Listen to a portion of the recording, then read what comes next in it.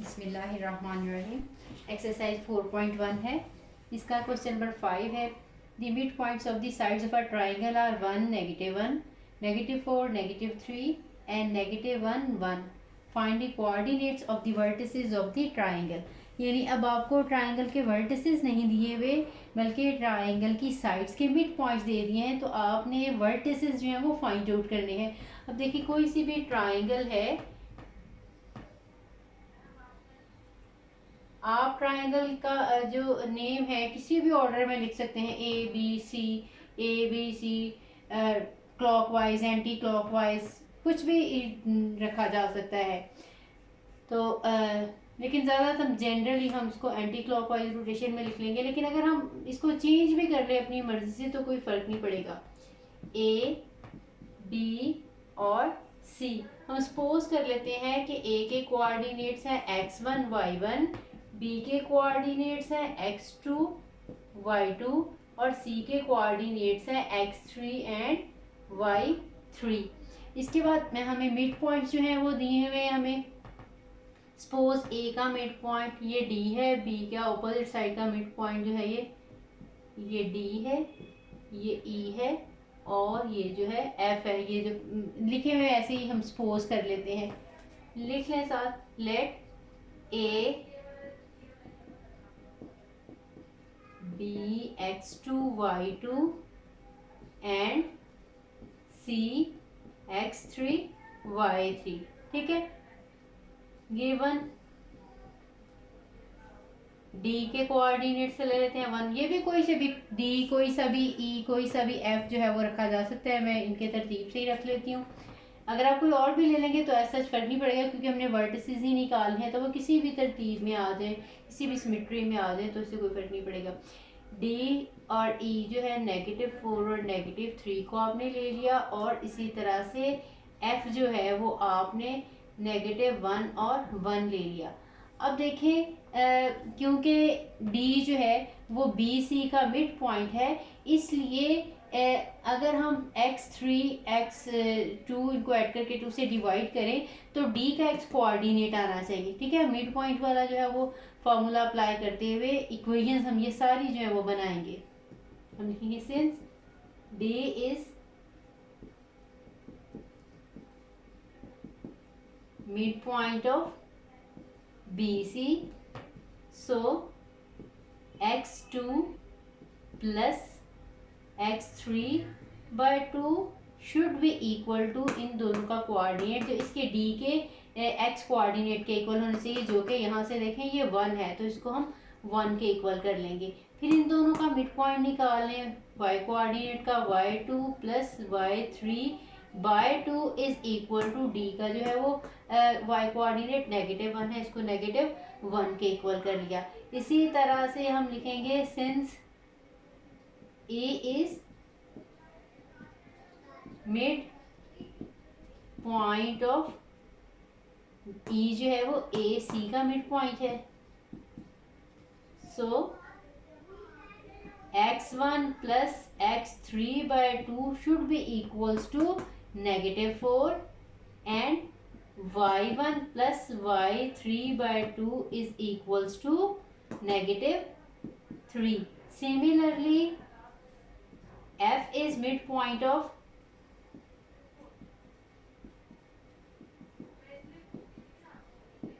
x is midpoint of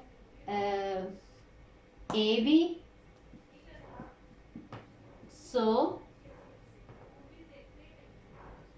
x1 plus x2 by 2 equals to -1 and y1 plus y2 divided by 2 is equals to 1। अब देखें हमारे पास ये 1 2 3 4 5 6 जो है linear equations हैं। इन 6 इक्वेशंस को सॉल्व करेंगे तो ये हमारे पास 6 आंसर्स आएंगे, x1 y1 x2 y2 x3 y3। इन्हीं को हमने सॉल्व करना है। सॉल्व करने के बाद हम इन्हीं पॉइंट्स में वैल्यूज है वो सब्स्टिट्यूट करेंगे।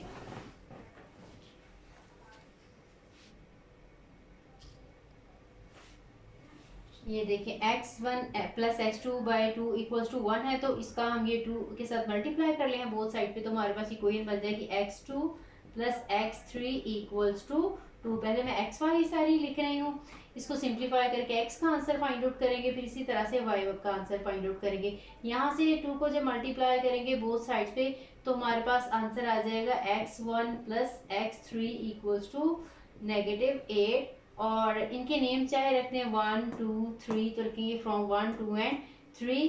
और इसी तरह से थर्ड वन इक्वेशन हमारे पास आ जाएगी x1 plus x2 equals to -2। ठीक है, y में जो इक्वेशंस हैं वो हमारे पास आ जाएंगी इसी इक्वेशन के साथ, y2 plus y3 equals to -2। Similarly y1 plus y3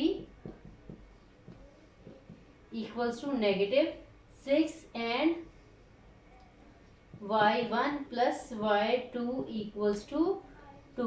ठीक है, ये सारी इक्वेशन जो है वो x वाली और y वाली मैंने लिख दी है। सिर्फ आपने किया क्या, ये फ्रैक्शन जो है यहाँ से ख़त्म करने के लिए आपने बोथ साइड पे 2 के साथ मल्टीप्लाई किया सारी इक्वेशंस को, तो हमारे पास ये वाली 6 इक्वेशंस आ गई हैं। हम इन इक्वेशंस को तीनों को सॉल्व करेंगे, तो यहाँ से x1 x2 x3 का आंसर आ जाएगा।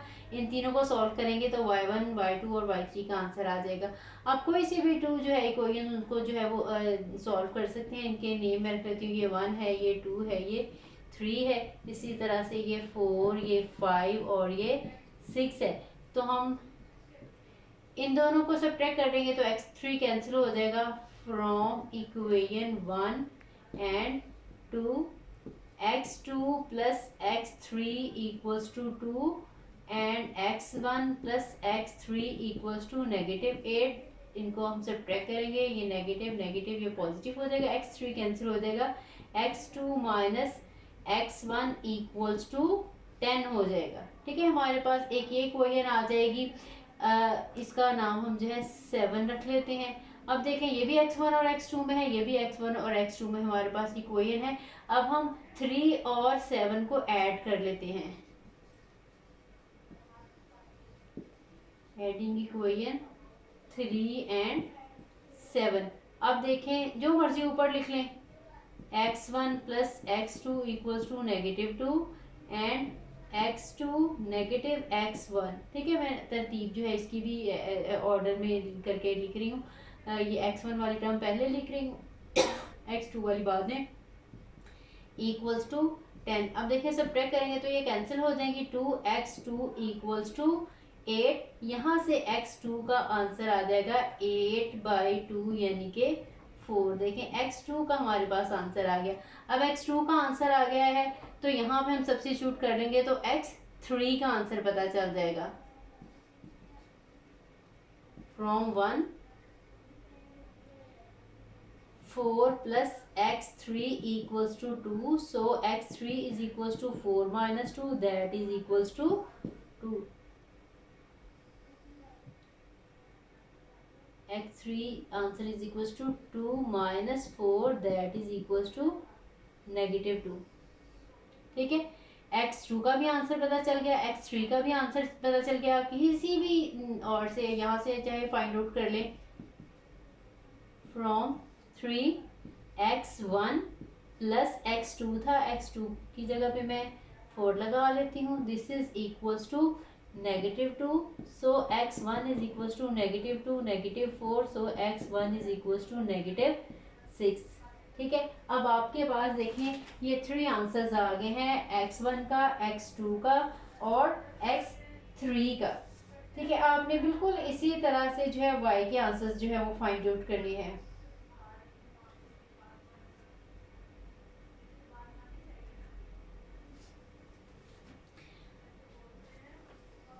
इनको मैं लिख लेती हूँ और बाकी जो है हम वैल्यूज़ जो हैं बाकी हम डिलीट कर देते हैं यहाँ से। ये x वाला सारा, x1 का आंसर लिख लेती हूँ, डेट इज़ -6। x2 का आंसर जो है ये है 4 और x3 का आंसर है -2। इसी तरह से अब हम y वाली इक्वेशंस को जो है वो सॉल्व करेंगे।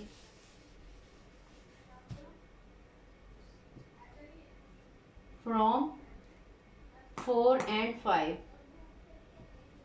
equation 4 and 5, y2 plus y3 is equals to -2 and y1 plus y3 is equals to -6। इन्हें हम सब्ट्रैक्ट कर लेते हैं, ये आ जाएगा y2 minus y1 is equals to 4, और इसका नाम, वो हमारी 7 तक थी, इसका नाम हम 8 रख लेते हैं। अब देखें इन दोनों को किया था, आप देखें ये y1 और y2 में है, ये भी y1 और y2 में है, फ्रॉम 6 एंड 8। इसी तरह ये ऊपर लिखनी है तो ये ऊपर लिख लें, लेकिन जिस तरतीब में ये होगी उसी तरतीब से इसको लिख लेंगे। ये या यही पहले लिख लेती हूँ, y1 plus y2 equals to 2, और इसको मैं लिखूँगी -y1 और प्लस y2 इक्वल्स टू 4। इन्हें जब हम ऐड करेंगे तो ये कैंसिल हो जाएगा, 2y2 equals to 6, so y2 equals to 6/2 that is equals to 3। ठीक है, आपके पास y2 का आंसर आ गया। अब y2 की वैल्यू मैं यहाँ से जो है वो सब्स्टिट्यूट करके y3 का आंसर जो है फाइंड आउट कर लूँगी। From 4 3 plus y3 equals to -2, so y3 equals to -2 -3 that is -5। ठीक है, अब आपके पास y2 की भी आ गई, y3 की भी आ गई, y1 की आपको चाहिए जो है वो 6 इक्वेशन में कर लें, इसमें भी रख के निकाल सकते हैं, 5th में रख लें या 6 में रख लें, एक ही बात है। From equation 6 y1 plus y2 का आंसर था 3 equals to 2, so y1 is equals to 2 minus 3, so y1 is equals to -1।